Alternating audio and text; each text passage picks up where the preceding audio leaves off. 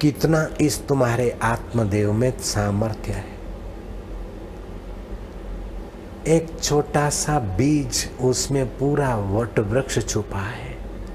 और वट वृक्ष में बीज, बीज में वट वृक्ष, ये कैसी उस चैतन्य की लीला है।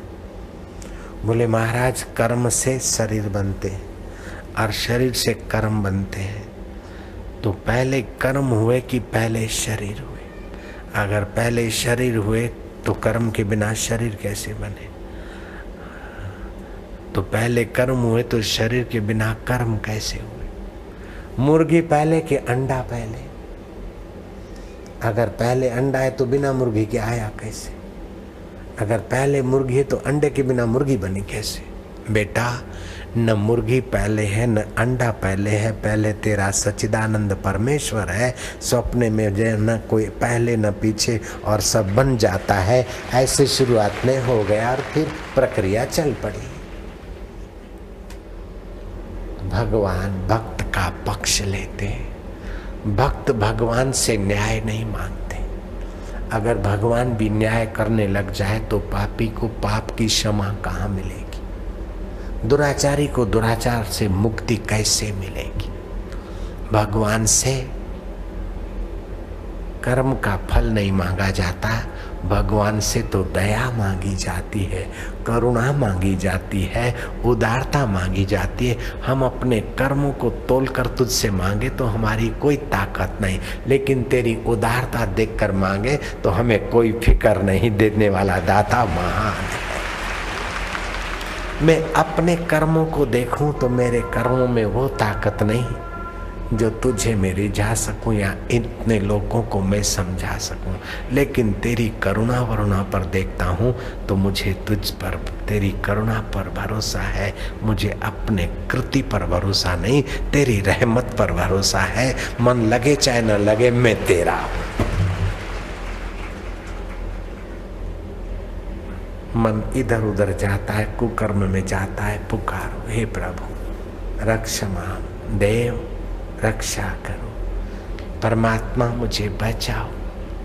आर्त भाव से फिर भी मन विकारों में घूमता है तो प्रभु तुमने कहा है पितरों में अर्यमा मैं ही हूँ। ओम अर्यमाय नमः, ओम अर्यमाय नमः का जो जप करता है उसको काम विकार के डंडे नहीं लगते, वो काम से बच सकता है। रात को बिस्तर पर सोते समय 21 बार भगवान ने कहा पितरों में अर्यमा मैं हूँ, ऋषियों में कपिल मैं हूँ, नक्षत्रों में चंदा मैं हूँ, नदियों में गंगा मैं हूँ और अक्षरों में ओमकार मैं हूँ। तो अर्यमा स्वरूप मेरे परमेश्वर अंतर्यामी ओम तो परमात्मा का स्वाभाविक नाम है। ओम अर्यमाय नमः 21 बार इस महामंत्र का जप करने के बाद बिस्तर पर शयन करें, लेटे, श्वास अंदर जाए, राम, बाहर आए 1, अंदर जाए राम, बाहर आए 2। इस प्रकार गिनती गिनते गिनते सो जाए।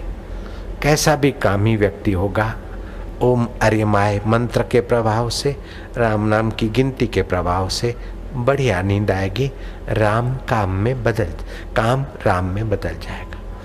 दूसरा उपाय है अपने तकिए पर अपनी माँ का नाम अपनी पहली उंगली से लिखो। स्याही नहीं, बॉल पेन नहीं, अपनी उंगली से अपनी माँ, शरीर की जन्मदात्री माँ का नाम लिखकर फिर तकिए पर सिर रखो। विचार काम बेकार के हट जाएंगे। मातृभाव में ये ताकत है कि काम के खड्डे से बचा दे। कुछ बात नहीं, भगवान पुत्र होने को भी राजी है, पिता होने को राजी है, बंधु होने को राजी है, सखा होने को राजी है, क्योंकि सब कुछ वही बना बैठा है और सबकी गहराई में वो मौजूद है। फिर तुम उपासना के लिए रामलाला की मूर्ति ले लो, कृष्ण की ले लो, किसी की ले लो, अथवा अपने अंतरात्मा में आ जाओ। मर्जी तुम्हारी, आप प्रीति पूर्वक उसे भजो, सब ठीक हो जाएगा। धीरज सबका मित्र है, करी कमाई मत खो। सब ठीक हो जाएगा। धीरज सबका मित्र है, करी कमाई मत खो। सत्संग में विघ्न डालने से बड़ा पाप लगता है। धीरज सबका मित्र है। आप प्रीतिपूर्वक भजो भगवान को। भगवान को भजते हुए घर में कुटुंबी को कभी कुछ हो गया, उसके सिर पे हाथ घुमाते जाओ, भगवान की कृपा का आह्वान करते जाओ, उसको बड़ा लाभ होता है। इंजेक्शन दवाइयाँ अधीरता से तो काम बिगड़ता है, लेकिन भगवान के नाम का आश्रय, भगवत प्रेरणा का आश्रय लेने से बड़े बड़े विघ्न और बड़े बड़े कष्ट भी चूली में से कंटा हो जाता है, थंब में से सुई की जैसा हो जाता है, सली जैसा हो जाता है। भगवान को प्रीतिपूर्वक भजना और भगवत नाम का आश्रय लेना, संयम का आश्रय लेना, एकादशी आदि व्रत का आश्रय लेना, हक की कमाई का खाना और बाजारू वस्तुओं का चटोरापन त्यागना, इस प्रकार अपने जीवन में जो अपना मूल्य बढ़ाना चाहता है उसको संयम का आश्रय लेना चाहिए।